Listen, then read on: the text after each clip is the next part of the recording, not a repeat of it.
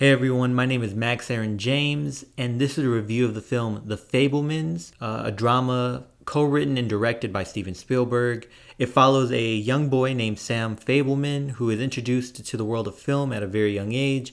He decides to explore his imagination through filmmaking, which leads him to aspire to be an aspiring filmmaker. The film stars Gabriel LaBelle, Michelle Williams, Paul Dano, not entirely sure how to pronounce his name, and Seth Rogen, it was a pleasant surprise to see him in this. Now, the film pretty much is a autobiopic of Steven Spielberg's life, at least earlier in his life, and how he got into filmmaking and enjoyed creating these films. I heard that some of the films that the character Sam Fabelman made in this movie were films that he actually made with his friends when he was younger, and he appreciated being able to make them better this time around. It is difficult to tell what is real, what may be exaggerated, and what elements may be entirely fictional and just given for Sam Fabelman, the Sam Fabelman character, and for the Fabelmans.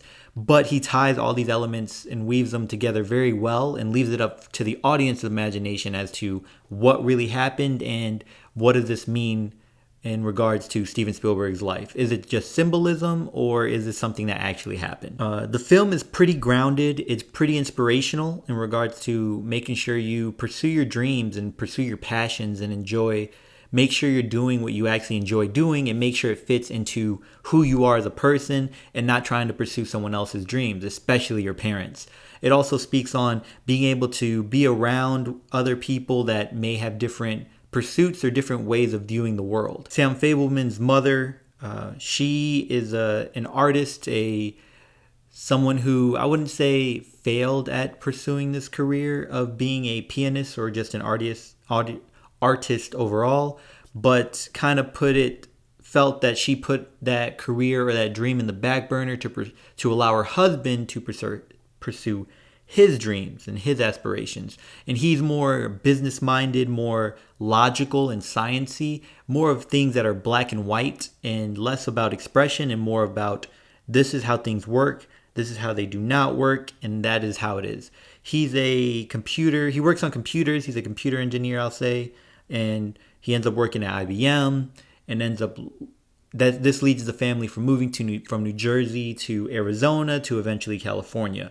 This kind of helps Sam Fabelman, right? Helps him in getting closer to Hollywood and pursuing his dreams, being surrounded by writers and filmmakers and aspiring filmmakers and being able to create and be more inspired. And I could see that element having a heavy influence on him, and I could see that helping him pursue those dreams. A part of the reasons I moved here to Atlanta was to be around aspiring filmmakers, a lot of creators, artists, a lot of aspiring writers, painters, photographers, and it has helped with finding my community and finding my circle, and has helped with inspiration and motivation to make sure I continue creating.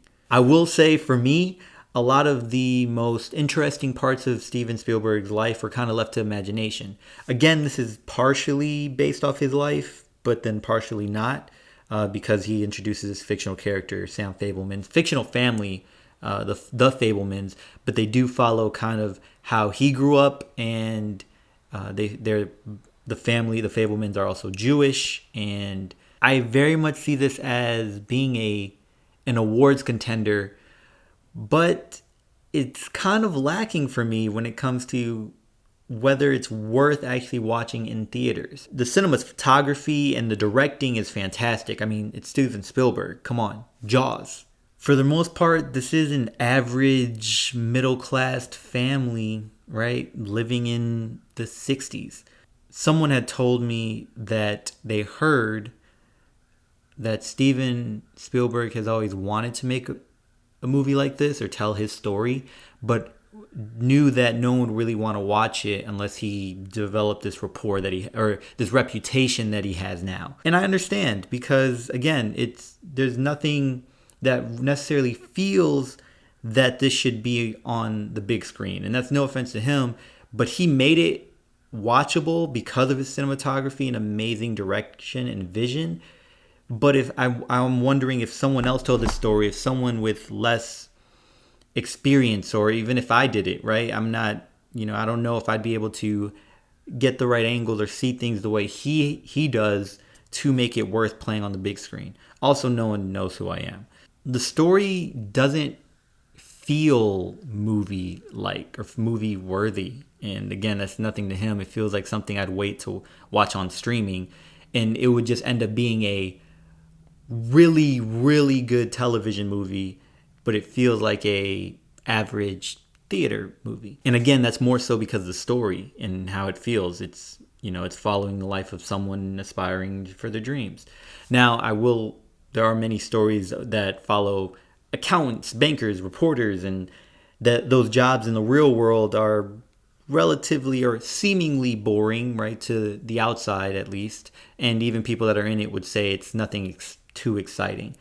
But you have creators, directors, writers who make it feel grand and feel worth following and worth being a part of. Steven Spielberg does fantastic at doing that, but I still have that feeling when I leave the theater of, was this worth paying for? Would I pay to watch this? Probably not. But again, I still recommend anyone that's wanting to go into the film industry that's already in, or someone that just loves film and storytelling, to watch this.